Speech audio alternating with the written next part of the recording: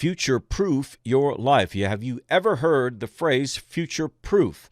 It's often used in the development of technology. They future-proof something. In other words, things change so quickly and so dramatically within industries like technology, and you want something to have some shelf life to it, right? You want something to last. So it's called future proofing. In other words, trying to guesstimate as best you can what may develop in a particular market and then include as much of those things in your product. So think, for example, of your computer. Like I use Apple computers. And so things like, once they start changing things, changing the little connector on the end of an earphone or changing the way that data gets transferred, man, that can really ruin you.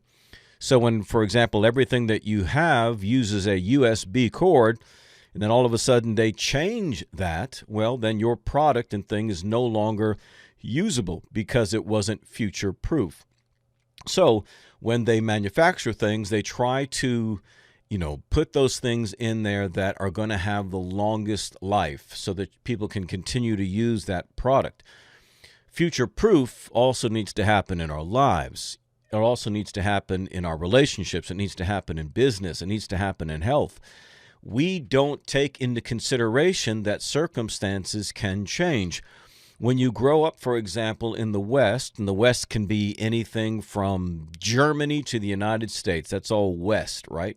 When you grow up in this sort of abundance, when you grow up with so many things being provided for you, then you can start to think that it's always going to be this way, that things just won't change, right, for the most part. Well, we had an example of this, happened earlier in this new millennium when the housing crisis came about and just really rocked the world, man. The single worst economic crisis since the Great Depression. Well, was anybody anticipating that? Did you know that that was coming? Apparently, not even Wall Street had any idea that was coming. Just a very small group of people actually had any idea that that was coming.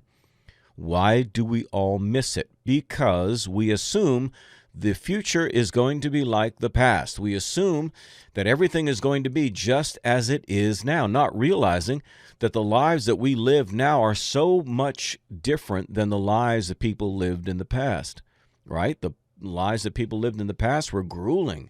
Survival was the main word. The big question on everybody's mind years ago was survival. Shall we survive another winter? Shall we survive attack by an enemy? Survival was everything. That's not what people think about today. They assume they're going to live, right? The challenges we deal with now are like obesity and, too much time spent watching TV or what have you. Those are more the challenges that we face now. We watch TV shows about, bachelorettes and whatever these things are, sappy things and trivial things on TV. We have that kind of disposable time, that kind of disposable energy that we can. You'd think anybody back then, 100, 200 years ago, was going to waste that kind of time? Absolutely not. The average, lifespan wasn't very long. You had several children, knowing there's a good chance, a good many of them may pass away.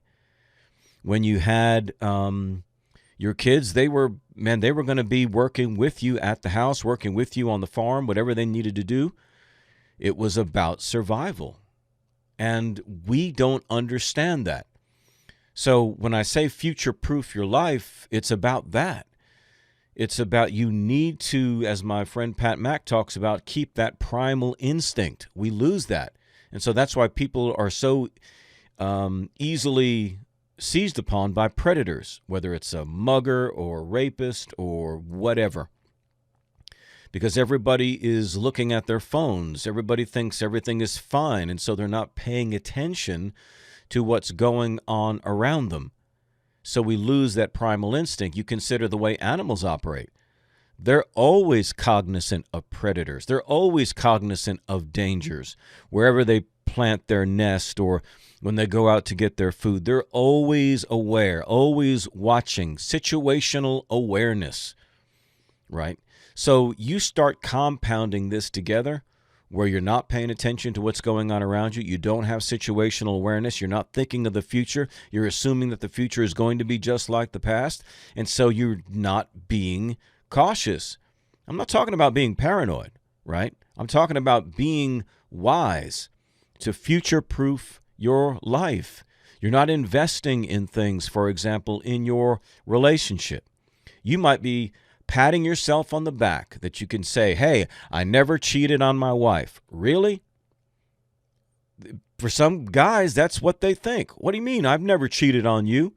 Well, it's more than that, right? If you're going to future-proof a relationship, it requires more than just not cheating. That's the least of it, right? That's assumed. What it does mean is you should be doing things that enhance the relationship, doing things that, uplift the other person, do things that keep that love alive, right? You're future-proofing your relationships.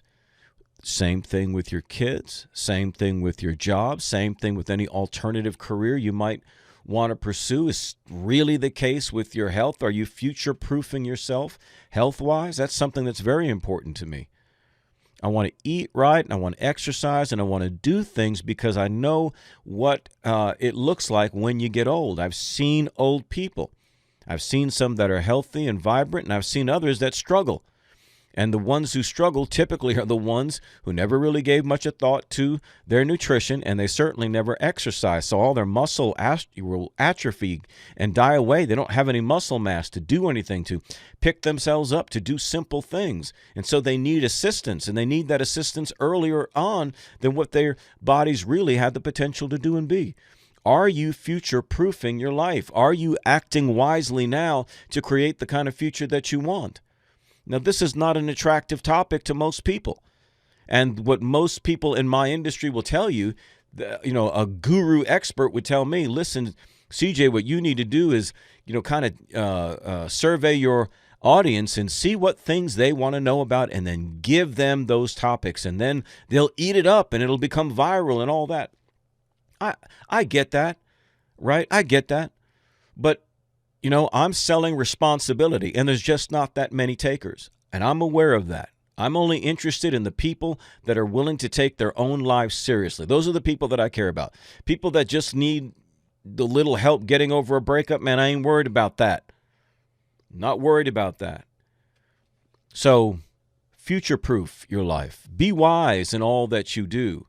So we're going to talk about that in this next 5 messages, about future-proofing your life, about acting wisely, about helping yourself instead of always having to be helped to create the kind of outcomes that you want.